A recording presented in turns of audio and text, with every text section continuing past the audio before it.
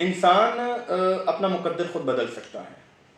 دیکھیے یہ تو سچ ہے کہ اللہ رب العالمین نے جب انسان کو تخلیق کیا تو اللہ پاک نے عالم ارواح میں سیدنا آدم علیہ السلام سے لے کر قیامت تک جتنے اس کے بندے اس دنیا میں آنے ہیں سب کی روحوں کو تخلیق کر لیا۔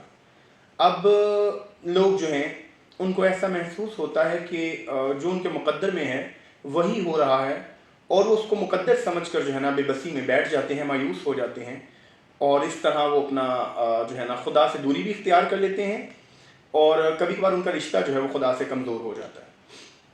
دیکھیے یہ ایک بڑی ہی نبی تلی بات ہے کہ انسان کو جب بھی کوئی غم آتا ہے، کوئی پریشانی آتی ہے، تکالیف آتی ہیں، تو انسان اپنا وہ غم، وہ تکلیف، وہ پریشانی ہمیشہ بندوں میں سے اس بندے کے ساتھ شیئر کرتا ہے جس سے شیئر کر کے اس کو لگتا ہے کہ اس کی پریشانی کا ازالہ ہوگا، اس کا غم کم ہو جائے گا، اور عین ممکن ہے وہ اس امید کے ساتھ کسی دوسرے شخص کے ساتھ اپنی بات شیئر کر رہا ہوتا ہے کہ شاید سامنے والا اس کی کچھ مدد کر سکے۔ تو جب مدد ہی لینی ہے تو کیوں نہ ہم اس سے مدد مانگیں جو ہمیں نہ تو بالکل نہیں کرے گا بلکہ اس کے علاوہ کوئی اور در ہی نہیں ہے ہمارے پاس۔ تو آپ کو سب سے پہلے اپنا تعلق اسٹرانگ کرنا پڑے گا اللہ رب العالمین سے۔ آپ دیکھیے آدم علیہ السلام کی تخلیق سے لے کر اب تک انسان کو بہت سے مسئلے مسائل لاحق رہے ہیں، اور انسان جو ہے اگر اس کی فائنل رجوع اور اس کی حتی الامکان کوشش ہونی چاہیے کہ اس کی رجوع ہو ہی اس کے خالق کے ساتھ، تو مسئلے مسائل کم ہونا شروع ہو جاتے ہیں۔ اور دعا کا جہاں تک تعلق ہے تو انسان کو ہر وقت دعا مانگتے رہنا چاہیے۔ آپ کو اس بات کو سمجھنا ہے کہ دعا جو ہے یہ آپ کا اور آپ کے خدا کا ایک تعلق ہے، یہ کنیکشن ہے، یہ وہ بانڈنگ ہے آپ کے اور آپ کے خدا کی جو آپ کو اسٹرانگ کرنی ہے۔ اور دعا یہ دراصل آپ کے اور آپ کے خدا کے بیچ ایک گفتگو ہے۔ تو جب آپ اس سے گفتگو کرتے ہیں، آپ کسی بھی پہر اس کو پکارتے ہیں، تو یہ بانڈنگ جو ہے آپ کی اسٹرانگ ہوتی ہے، اور ویسے بھی خدا کو بہت پسند ہے کہ آپ اس سے دعا کیجیے۔ تو انسان جو ہے جتنی اس کو تکالیف ملتی ہیں، جتنی پریشانیاں اس کو ملتی ہیں، اس کا الٹیمیٹ فائنل سلیوشن جو ہے اس کے لیے انسان کو چاہیے رجوع اللہ پاک سے کرے۔ اللہ پاک آپ کے غموں کو دور کرے گا۔ اور کچھ لوگوں کا یہ عقیدہ ہوتا ہے کہ مقدر کی لکھی کون ٹال سکتا ہے، تو یہ سچ ہے کہ مقدر جو لکھ دیا جاتا ہے اس کو ٹالا نہیں جا سکتا، لیکن دعا سے مقدر بدلا جا سکتا ہے۔ آپ کو مختلف اگزامپل سے یہ میں بات سمجھا سکتا ہوں آپ کو، اور آپ دیکھیں قرآن مجید میں سورہ انبیاء جو ہے اس میں اللہ پاک نے جو ہے بہت سے نبیوں کا ذکر کیا اپنے، جن کو تکالیف آئیں، پریشانیاں آئیں، ان کو آزمایا گیا، لیکن ان سب نے دعا کی، اللہ پاک نے ان کی دعا سے ان کی تکالیف کو، پریشانیوں کو دور کر دیا۔ تو آپ نے خدا سے دوری نہیں اختیار کرنی۔ ہم تو نعوذ باللہ ایسے کم عقل لوگ ہوتے جا رہے ہیں کہ ہم اللہ تعالیٰ سے گفتگو تو بات کی بات ہے، ہم عام زندگی میں کسی نقصان پہ ایسے ایسے الفاظ ادا کر دیتے ہیں جو کہ خدا کی شان کے لائق نہیں ہوتے، اور ہمیں پتہ نہیں چلتا، ہم اپنی جہالت میں، اپنی گمراہی میں ایسے ایسے الفاظ ادا کر جاتے ہیں۔ کسی کا کوئی فوت ہو جائے تو ہم لوگ تب بھی یہ کلمات ادا کر رہے ہوتے ہیں کہ اتنی جوانی میں فوت ہو گیا ہے، پتہ نہیں خدا کو کیا منظور تھا، اور ہم اکثر یہ کہہ دیتے ہیں کہ مولا تو انہیں اتنی جلدی بلا لیا ہے۔ نعوذ باللہ یہ الفاظ جو ہیں اچھے نہیں ہیں۔ بھائی خدا نے جب جس کو بلانا ہے وہ لکھ دیا گیا ہے۔ تو جہاں تک باقی بات ہے پریشانیوں کی، مصیبتوں کی، دکھوں کی، تو یہ انسان کی زندگی کے ساتھ ساتھ چلتے ہیں، یہ حصہ ہیں۔ قرآن مجید میں اللہ تعالیٰ فرماتے ہیں اپنے نبی کریم صلی اللہ علیہ وسلم سے کہ نبی بے شک ہر تنگی کے بعد آسانی ہے، اور ہر تنگی کے بعد آسانی ہے۔ تو آسانی کے لیے آپ کو رجوع اللہ سے کرنا ہے، تنگی آئے آپ کو رجوع اللہ سے کرنا ہے، بلکہ آپ کو ہر حال میں خدا کے ساتھ رجوع کرنا چاہیے، آپ کو اپنا کنیکشن اس کے ساتھ اسٹرانگ کرنا چاہیے۔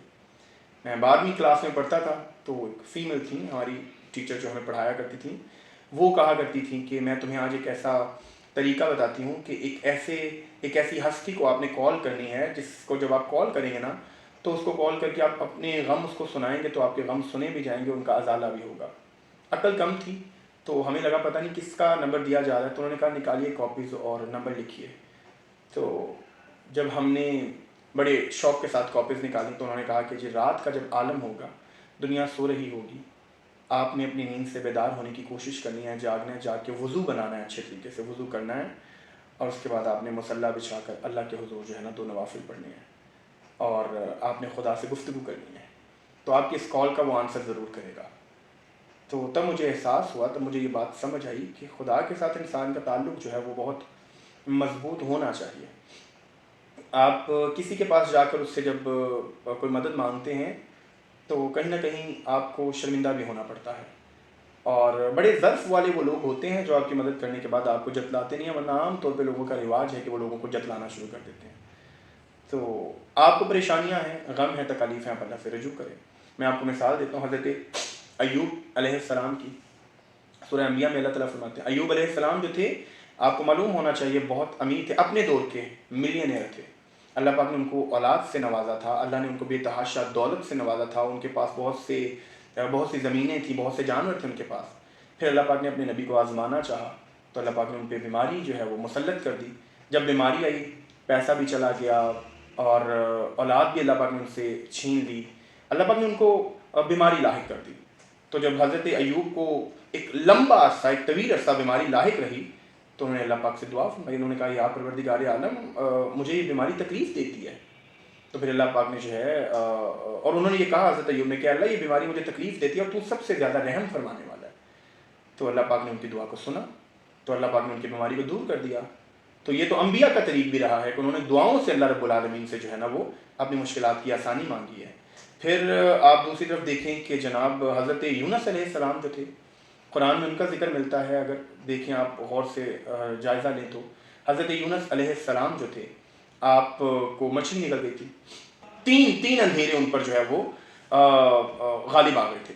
ایک تھا سمندر کا ایک رات کی تاریکی کا اندھیرا تھا، ایک تھا جی سمندر کی گہرائی کا اندھیرا، اور تیسرا اندھیرا مچھلی کے پیٹ کے اندر کا اندھیرا تھا. اب ایسی سچویشن ہو تو کوئی بھی انسان جو ہے وہ سوچ بھی نہیں سکتا کہ وہ زندہ واپس آئے گا. لیکن حضرت یونس علیہ السلام نے اللہ رب العالمین کو کال کی، دعا کی کہ میرے پروردگار میں بڑا بے بس ہوں، تو ہے سب سے بڑا جو میرے لیے آسانیاں پیدا کر سکتا ہے. تو اللہ رب العالمین نے ان کو وہاں سے زندہ و جاوید باہر نکالا. تو آپ کو دعا مانگتے رہنا چاہیے، دعا آپ کا مقدر بدل دیتی ہے. جو ایسے کام ہیں جو ناممکن نظر آ رہے ہوتے ہیں، آپ جب خدا سے دعا کرتے ہیں عاجزی کے ساتھ، انکساری کے ساتھ، آپ کے کام بدل دیے جاتے ہیں، آپ کا مقدر بدل دیتا ہے خدا. اچھا، کچھ لوگوں کا یہ گمان ہے کہ جی جو مقدر میں لکھ دیا گیا وہ کیسے بدل سکتا ہے. تو یہ بھی تو ممکن ہے کہ آپ کے مقدر میں یہ لکھ دیا گیا ہو کہ یہ شخص فلاں وقت میں اگر دعا کے لیے ہاتھ اٹھائے گا تو اس کا مقدر بدل دیا جائے گا. تو دعا مانگتے رہیے. آپ کو دعا اس یقین کے ساتھ مانگنی چاہیے کہ آپ کا خدا بے شک کسی چیز پر عاجز نہیں ہے. ہم لوگ ہیں عاجز، ہمیں ضرورت پڑتی ہے سہاروں کی، ضرورتوں کی، لوگوں کی. اور سب سے بڑی بات یہ ہے ہم اللہ رب العالمین کی مخلوق ہیں، اس نے ہمیں تخلیق کیا ہے، ہم اس کے عاجز بندے ہیں. ہمیں اسی سے الٹیمیٹلی مانگنا ہے، اس کے در کے سوا کوئی در نہیں ہے جہاں سے آپ جا کر مانگ سکیں. آپ کو خدا پر یہ کامل یقین ہونا چاہیے کہ آپ کا خدا جو ہے بس وہ کن کہتا ہے اور فیکون ہو جاتا ہے. دیکھیے وہ خدا جو موسیٰ علیہ السلام کو اس گھر میں جو ہے نا پال سکتا ہے جو فرعون کا گھر تھا، اور پھر خدائے رب العالمین موسیٰ علیہ السلام کے سمندر کو 2 ٹکڑے کر سکتا ہے، اور پھر وہ خدا یوسف علیہ السلام کو جنہیں کنویں میں گرایا گیا تھا، تاریک کنویں میں، خدا اس یوسف کو اس کنویں سے نکال کر اور پھر بکوا کر پھر مصر کا بادشاہ بنا سکتا ہے، اس کو بادشاہت عطا کر سکتا ہے، نبی اس کو نبوت سے سرفراز کر سکتا ہے. اس کے لیے کیا ناممکن ہے. وہ خدا جو ابراہیم کو جلتی ہوئی آگ میں سے زندہ نکال سکتا ہے، اس آگ کو گلزار بنا سکتا ہے.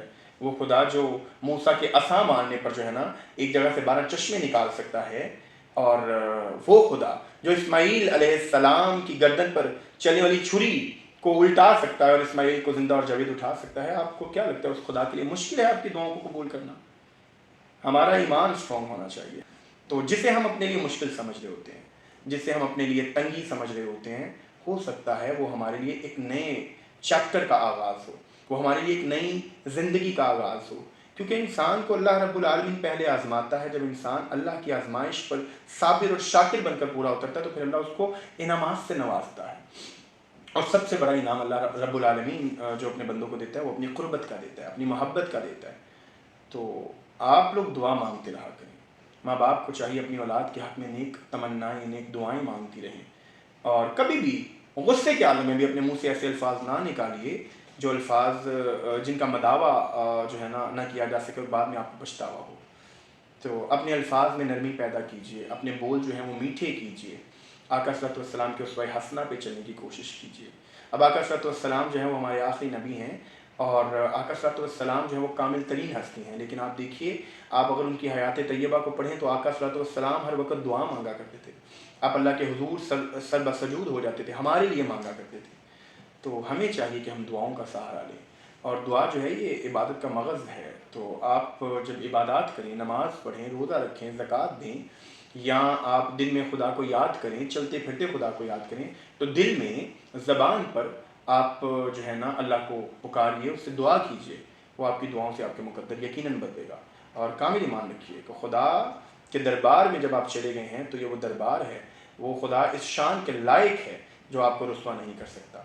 کبھی کبھی کسی کی دعا وہ فوراً قبول کر لیتا ہے، اور کبھی کبھی وہ کسی کی دعا کو قبول کرنے میں تھوڑی حکمت اس کی جو ہے نظر آ رہی ہوتی ہے کہ وہ تاخیر کرتا ہے، وہ تب آپ کا صبر دیکھنا چاہتا ہے، وہ دیکھنا چاہتا ہے میرا بندہ مجھ سے کب تک اسی انداز میں مانگتا ہے، اس کو آپ کے اٹھے ہوئے ہاتھ اتنے پسند آتے ہیں، اس کو آپ کی ادائیں اتنی پسند آتی ہیں، وہ آپ کو دیکھنا چاہتا ہے کہ میرا بندہ کب تک میرے دربار پر جو ہے وہ رجوع کرتا ہے۔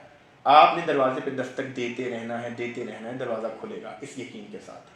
تو دعا مانگیے، دعا انسان کا مقدر بدلتی ہے۔